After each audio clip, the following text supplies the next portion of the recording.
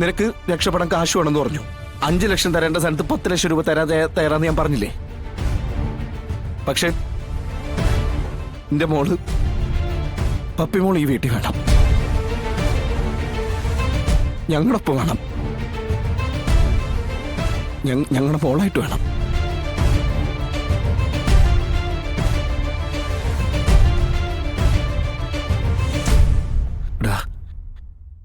നിന്റെ അവസ്ഥ നിനക്ക് പറഞ്ഞാൽ മനസ്സിലാവില്ല.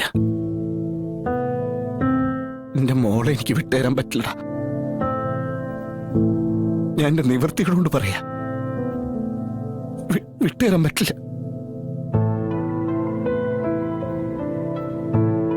നീ ഒന്ന് ആലോചിക്ക്, ശരിക്കും ആലോചിക്ക് കേട്ടാ. ഞാൻ കാത്തിരിക്കാൻ തയ്യാറാ, പക്ഷെ എനിക്ക് അനുകൂലമായിട്ടുള്ള മറുപടിയൊക്കെ വേണ്ടിയിട്ടാണ് ഞാൻ കാത്തിരിക്കുന്നത്. ഇന്ന് തന്നെ ഡൗൺലോഡ് ചെയ്യൂ, കാണൂ നിങ്ങളുടെ ഫേവറേറ്റ് ഷോസ്.